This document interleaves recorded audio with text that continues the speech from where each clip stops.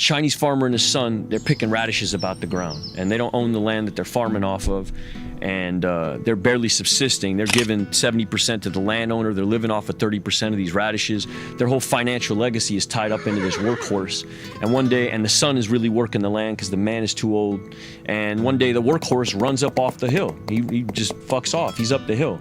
And the son runs into the house and he shakes his dad up and he says, "Dad, you're not gonna believe it. This is a travesty. We're gonna die out here. I can't get these radishes to grow unless I turn this land over, and I can't move that hoe without the horse, and the horse is gone.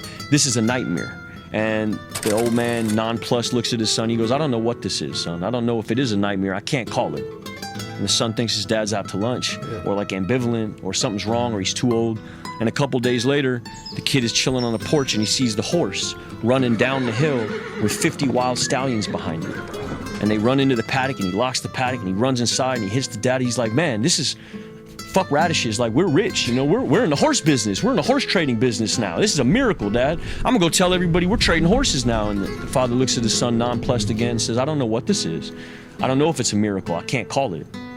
And a couple more days pass and the son's trying to break these horses down, domesticate these horses. He doesn't know anything about horses. He's a radish farmer. One of the horses ain't having it. And he rears up, kicks him in his leg. It's like 1400s China. There's no Kaiser Permanente. His shit is shattered.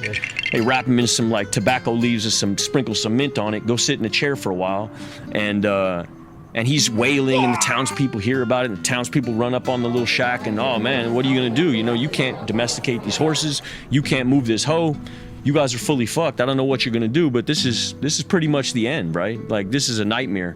And the old man says, "I don't know what this is." He looks at his son's leg. He goes, "I don't know what this is. I can't really call it." A couple more days pass. He's sitting with his son. He's trying to calm him down. He's in the middle of pain, and they hear this thunderous noise, and they look up on the ridge line, and they see 5,000 samurai on horseback running towards their little hut.